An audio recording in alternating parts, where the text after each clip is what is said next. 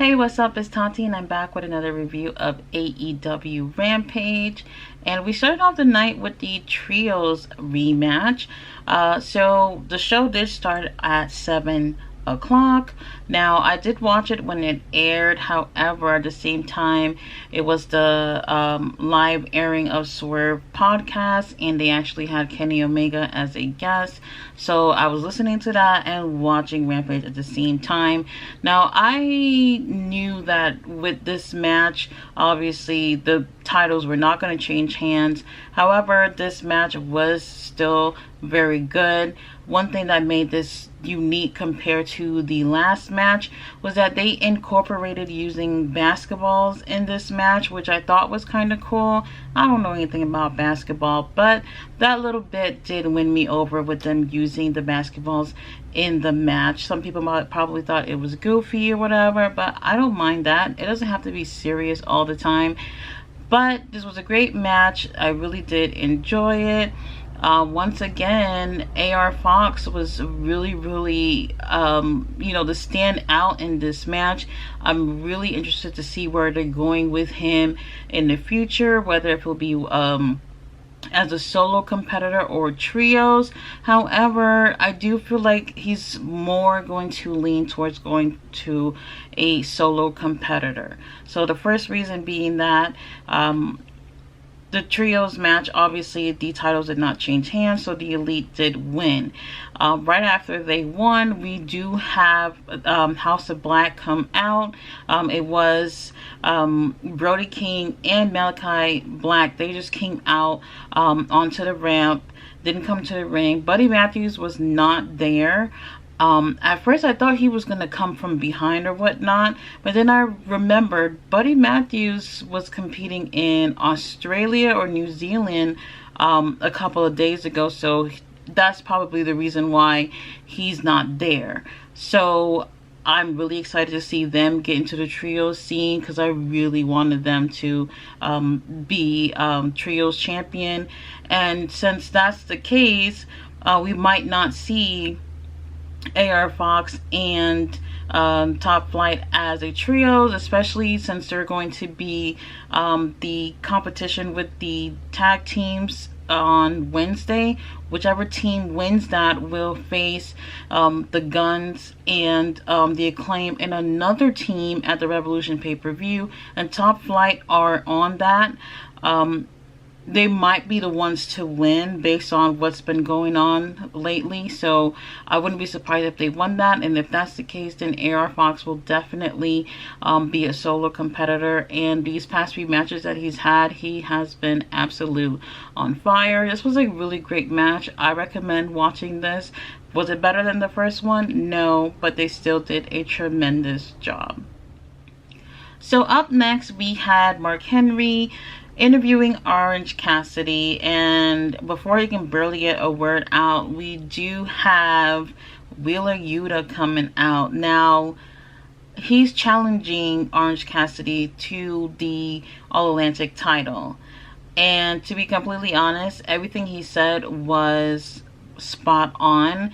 You know, he was part of the Best Friends, and really that took him nowhere. Now he's part of the BCC with some of the very best wrestlers that AEW have to offer, and that's elevated his career. Versus while he was with the Best Friends, they were just going around having a good time and not really doing anything seriously to elevate their career. So now he's elevated himself, so he feels like he can go against Orange Cassidy. I like it where these storylines just happen to cross paths again, where it's like, you know, it was relevant a while back and now it's still relevant. And it's like, you know, these long-term stories where it's like they can just pick up on it even after you haven't thought about these two together in a really long time. So I'm looking forward to seeing that match. I do not see Wheeler Yuta taking this win. Well, you know what? It's possible, but with the pay-per-view coming so close, both the Revolution and Supercard of Honor, I just don't know where they're going to go with it, but I know it's going to be a great match. It's probably going to be one of those times where we see Orange Cassidy be more serious than usual. Up next was Ricky Starks versus Daniel Garcia, and these two work so good together. I really do like seeing them in the ring. I am a little bit bored with the storyline. However, they put up a really great match, and throughout the match we did have Ricky, who I think his left knee was hurt. So basically we did have a lot of Daniel Garcia working on that knee. So at times when it just seems like Ricky didn't have the advantage to win, he always pulled through. Now we did have a interference with what's his name, Sammy, getting involved. When Ricky went for a pin, he ends up pulling his legs, and the ref seen that, and before the ref can even say anything, then we had Action Andretti come out and start whooping Sammy's ass.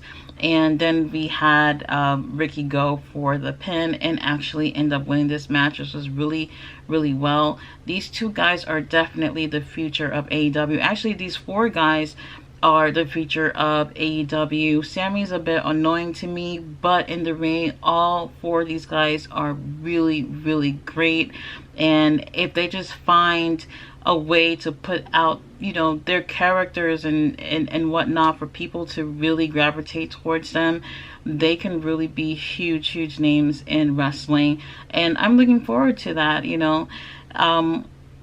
So now we have Action Andretti. He's going to be going against Sammy after Sammy got on the mic and basically demanded that Tony Khan make this match between him and Action Andretti. So that will be next week on Dynamite.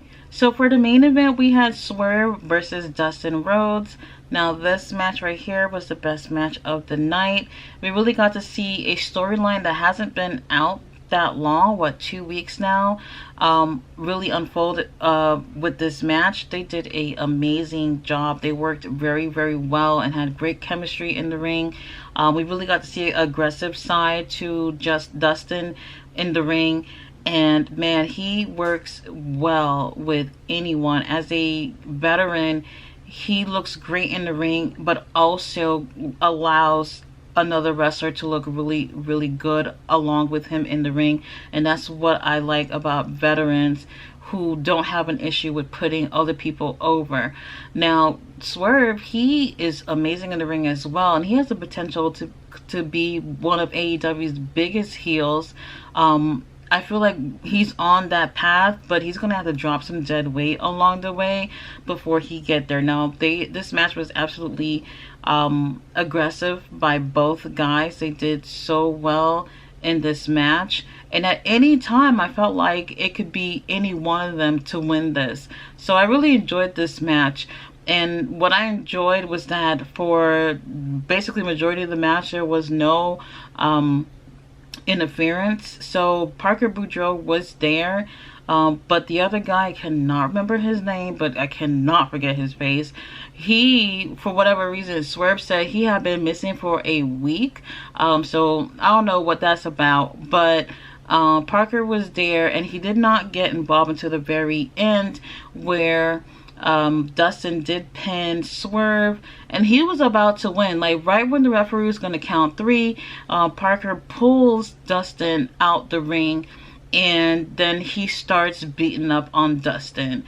And then the ref just said, you know, basically just called off the match. So it was a disqualification, so Dustin ends up winning. However, Swerve and Parker continue their beatdown, and Parker goes under the ring and he pulls out a cinder block.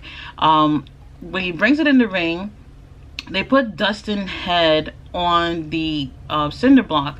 So I was like, holy shit, is Swerve gonna stomp his head into that cinder block? That's what it looked like was gonna happen. And then out of the blue, we hear Keith Lee music play, and for the longest they're just waiting for him to come down. He doesn't come down. He comes from behind and ends up attacking both of them. Now I'm not gonna lie, I like that. I hate the fact that the match ended in a DQ, but you know, that also continues another storyline between Swerve and Keith Lee. Now Keith, he looked different to me. I think it's the hair, maybe he lost a few pounds, something. I just felt like it was so noticeable. But either way, it was a satisfying moment.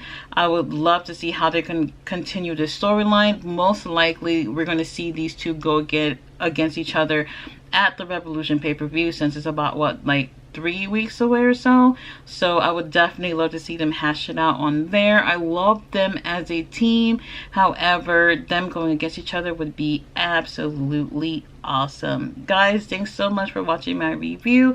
I will be back later on with the Battle of the Valley pay-per-view results.